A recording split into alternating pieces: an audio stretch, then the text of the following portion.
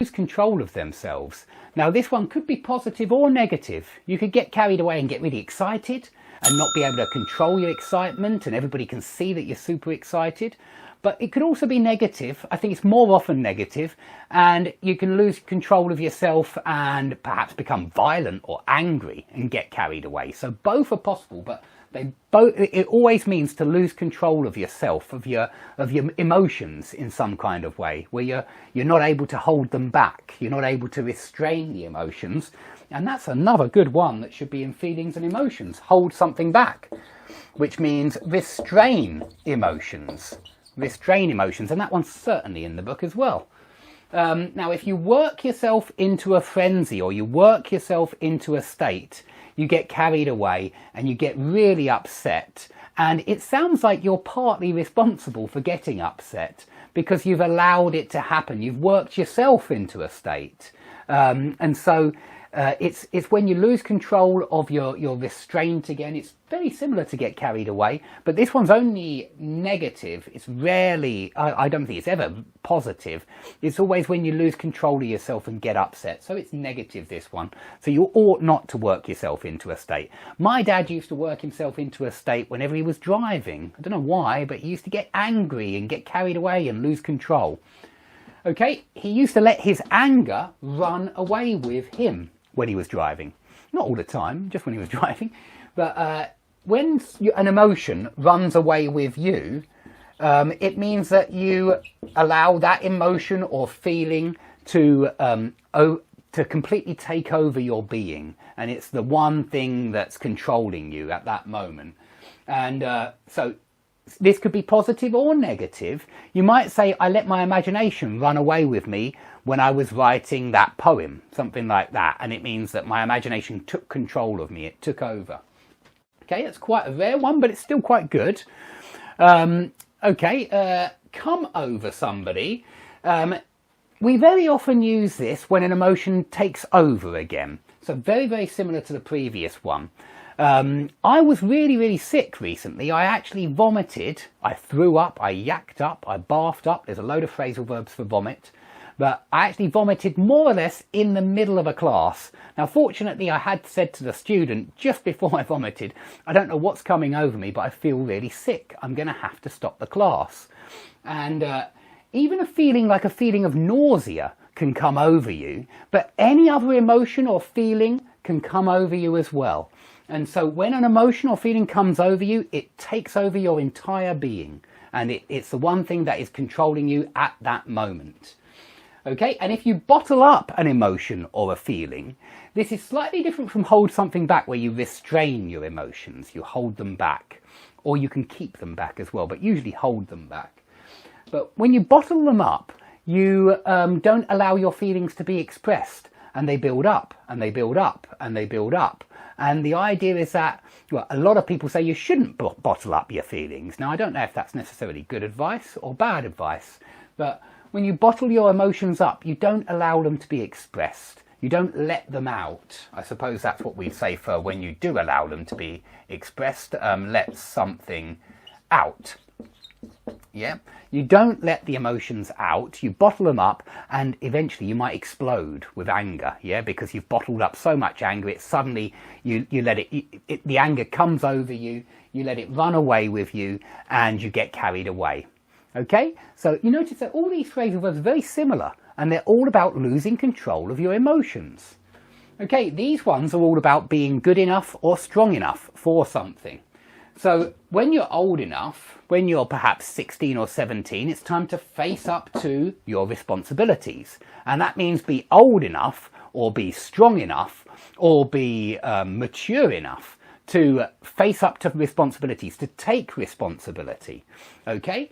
But you can face up to a lot of different things, and if you face up to something, it means you are ready and prepared to take that challenge, whether it's responsibility or something else.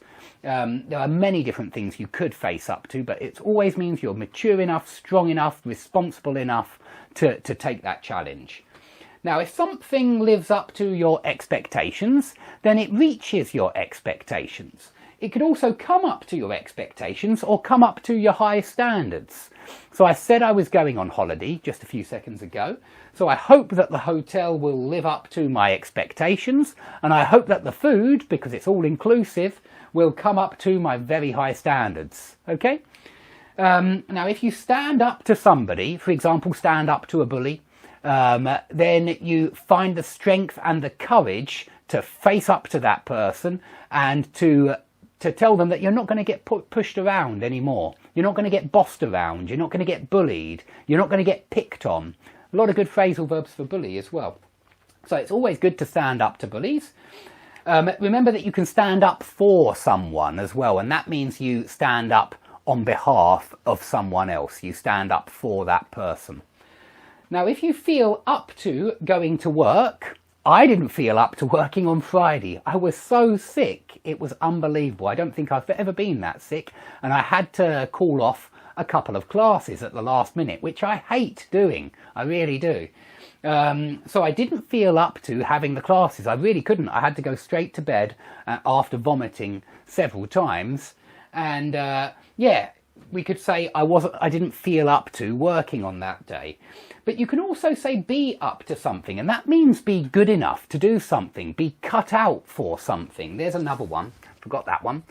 To be cut out for something.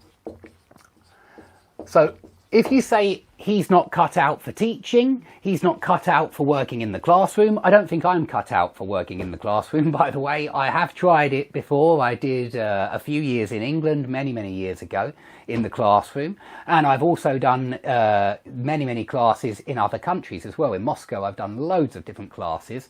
But I don't really think I'm cut out for the classroom.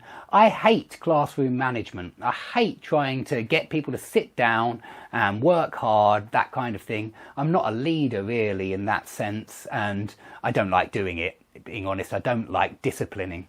And so you could say I am not up to working in the classroom. Be up to tends to be general, and feel up to tends to be specific, in my opinion. Okay, Moscow is the capital of Russia. Okay, leave without anyone's noticing.